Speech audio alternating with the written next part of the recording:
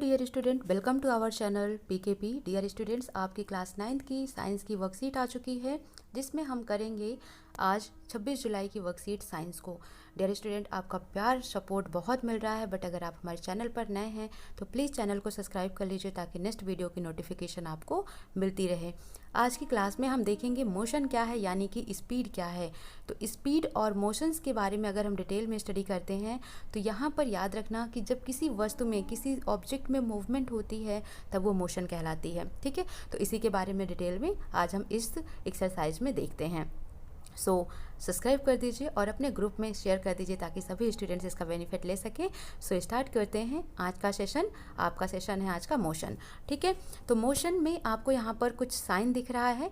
ठीक है, तो साइन जो दिख रहा है ये क्या है? स्पीड लिमिट है, जो कि बताता है कि जो हमारा व्हीकल्स है हमको एक स्पीड में चलाना है, एक स्पीड से ओवर नहीं करना है। अगर हम इस स्पीड को क्रॉस कर देते हैं तो क्या होता है? हमारा चालान कट जाता है। ठीक है, तो इसी तरीके से यहाँ पर दिया हुआ है, you must have seen this sign board on the road while travelling, what do you understand from sign board, why are they shown on road at multiple places. ठीक है, तो अब इसके आंसर्स यहाँ पर दिए हुए हैं। This sign board indicate the maximum speed limit of vehicles allowed on the road to prevent accident. ठीक है, यानी कि एक स्पीड लिमिट लिखी होती है, अगर हम उससे ज़्यादा करते हैं तो क्या हो सकता है? एक्सीडेंट हो सकता है, इसीलिए स्पीड लिमिट हर जगह लगा होता है। If any one violate these limits he or she is liable for challan for over speeding. ठीक है, तो उसका चलान हो सकता है ओवर स्पीड करने के चक्कर में। ठीक है, इतनी चीज़ें आपको समझ आ गई हैं। अब नेक्स्ट है, डिफरेंट ऑब्जेक्ट में take different amount of time to travel a certain distance. एक फिक्स डिस्टेंस होती है, लेकिन उसको हर एक जो ऑब्जेक्ट है, कार है, स्कूटी है, व्हीकल्स है, साइकिल है, ट्रेन है, वो अलग अलग डिस्टेंस में ट्रेवल करते हैं। ठीक है, तो उनको समय अलग अलग लगता है। अब यहाँ पर आपसे क्वेश्चन पूछा गया है, how do you define speed and SI unit. तो ऑप्शन आपका आंसर हो जाएगा ये। ठीक है, यहाँ से यहाँ तक कि आपका आंसर 1 हो जाएगा, क्योंकि स्पीड इज इक्वल टू होता है डिस्टेंस अपॉन टाइम। ठीक है, The rate of motion can be found out by finding out the distance traveled by the object in unit time. This quantity is called as speed. So speed is equal to distance upon time होता है। तो answer 1 आपको लिखना है, the rate of motion से लेकर the SI unit of speed is metre per second, metre per second, यानी यहाँ तक आपको पूरा लिखना है। ठीक है, ये पूरा आपको नोट कर लेना है मीटर पर सेकेंड तक। ये हो गया आंसर 1। ठीक, अब जो डिस्टेंस होता है इसकी वैल्यू होती है किलोमीटर में यूनिट, और जो टाइम होता है इसकी मैक्सिमम वैल्यू होती है आवर में। तो इसका विगर यूनिट हो जाएगा किलोमीटर पर आर। ठीक है, अदरवाइज ऐसा यूनिट मीटर पर सेकेंड। तो ये आप नोट कर लो, इसका आंसर हो जाएगा कहाँ से कहाँ तक? द रेट से लेकर किलोमीटर पर आर तक आप लोग नोट कर लो आंसर नंबर 1। ठीक है, मैं PDF नहीं करा रही हूँ इसलिए आपको इतना नोट करना है।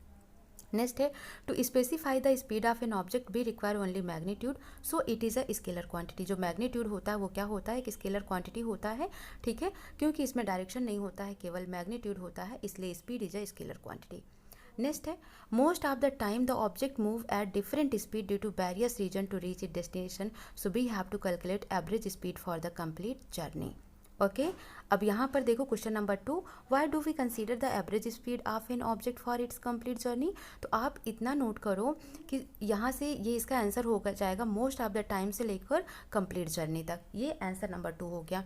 होता क्या है कि अब हम जब गाड़ी चला रहे होते हैं तो कहीं पर ट्रैफिक हो जाता है, कहीं कोई भी रीज़न आ जाता है, तो स्पीड हमारी कम और ज़्यादा होती रहती है। तो जब कम और ज़्यादा होती है तो हर एक स्पीड को हम कैलकुलेट नहीं कर सकते हैं, इसकी वजह से हमें वहाँ पर एवरेज स्पीड निकालनी होती है। ठीक है, सो इसका फॉर्मूला भी दिया हुआ है, B calculate the average speed of the object by, formula है average speed is equal to total distance travelled by object upon में टोटल टाइम टेकन टी। ठीक है, तो ये आपको नोट कर लेना है। तो ये हो गया आपका आंसर नंबर 2। ठीक है, तो नोट कर लेना, मोस्ट ऑफ द टाइम से लेकर कंप्लीट जर्नी तक, ये हो जाता है इसका आंसर। ठीक है, अब क्वेश्चन नंबर 3 है, देख लेते हैं इसको, उसके बाद हम इस पैराग्राफ को आगे पढ़ेंगे। Average speed is equal to total distance upon total time. ठीक है, कितना ले रहा है। सबसे पहले अब देखो क्वेश्चन नंबर 3, क्वेश्चन नंबर 2 आपने नोट कर लिया, यहाँ से लेकर क्वेश्चन मोस्ट से लेकर कंप्लीट जर्नी तक। ठीक है, ये आपका आंसर नंबर 2 हो जाता है। ओके, समझ आ रहा है? इतना फास्ट नहीं हो रहा है। अब आंसर नंबर 3 हम देखते हैं, can speed of an object be 0। Give reason for your answer. क्या जो स्पीड है वो 0 हो सकती है, इसका आपको आंसर्स देना है। तो डियर स्टूडेंट्स नोट करो क्वेश्चन नंबर 3 का answer, speed of an object के not be 0।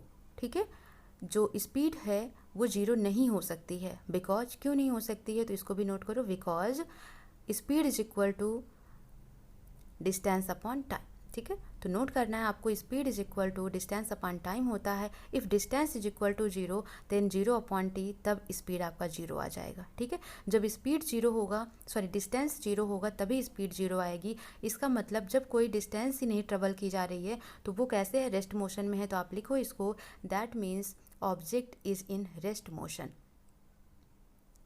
Okay, object is in rest motion, note कर लो, या रेस्ट पोजीशन। ठीक है, तो ऑब्जेक्ट कैसा है, रेस्ट पोजीशन पर है, इसको नोट कर लिया। तो ये आपका आंसर नंबर हो जाएगा 3। Speed of an object can not be 0 because speed is equal to distance upon time. If distance is equal to 0 then 0 upon T is equal to 0। तो इसका मतलब ये हो जाता है कि वो ऑब्जेक्ट कोई डिस्टेंस ही नहीं ट्रेवल करी है। तो जब डिस्टेंस 0 हो गया तो स्पीड ऑलरेडी क्या हो जाएगा, 0 हो जाएगा। इसका मतलब वो ऑब्जेक्ट कैसा है, रेस्ट पोजीशन में है। ठीक है, तो समझ आ गया होगा आंसर नंबर 3 आपको क्लियरली। ठीक है, रीजन पूछा था तो रीजन भी आपको बता देना है, ये रेस्ट पोजीशन में होगी तभी 0 होगा। Now question number 4, a car travel 20 kilometre in first hour. इससे पहले हम क्या करेंगे, फॉर्मूला देख लेते हैं, डिफिनीशन यहाँ से यहाँ तक की theory. If a car has travelled a distance of 100 kilometre in 4 hour, its speed throughout the journey might have been different at different time, so we have to calculate its average speed। ठीक है, तो अब average speed क्या होता है, total distance upon time होता है। Distance कितनी दी हुई 100 और टाइम कितना दिया हो 4, तो 100 अपॉन 4 करेंगे 25 किलोमीटर पर आवर आ जाएगा। क्वेश्चन 4 है, यहाँ पर दिया हुआ है 20 किलोमीटर फर्स्ट आवर में, 30 किलोमीटर सेकेंड आवर में एंड 40 किलोमीटर थर्ड आवर में कंप्लीट करता है। तो इसकी एवरेज स्पीड क्या हो जाएगी, तो सोल्यूशन लिखो आप इसका क्वेश्चन नंबर 4 का। Total distance is equal to 20 kilometre plus 30 kilometre plus 40 kilometre. अब इनको आपको करना है ऐड ऑन, सम अप करने पर मिल जाएगा ये 90 kilometre. Now total time is equal to 3 hours. ठीक है, क्योंकि 3 घंटे दिए हुए हैं, first hour second hour third hour, तो टोटल कितना हो जाएगा, 3 आवर हो जाएगा। So calculate it average speed. तो एवरेज स्पीड आपका हो जाएगा, average speed is equal to total distance upon time. ठीक है, डिस्टेंस कितना है 90 किलोमीटर, टाइम कितना है 3 आवर्स, कट करेंगे इसको तो ये आ जाएगा 30 यानी 30 किलोमीटर पर आवर। ठीक है, तो आंसर क्या आ जाएगा, 30 किलोमीटर पर आवर आ जाएगा एवरेज स्पीड, आंसर नंबर 4। तो इस तरीके से आज मैं आपको PDF में नहीं करा रही हूँ, यहीं पर करा रही हूँ। ठीक है, तो नोट कर लिया आपने चारों आंसर्स। ठीक है, सो डियर स्टूडेंट्स, जितना हो सके शेयर करिए, लाइक करिए, सब्सक्राइब करिए। मिलते हैं नेक्स्ट सेशन में। Thank you for watching. Please give your support and love.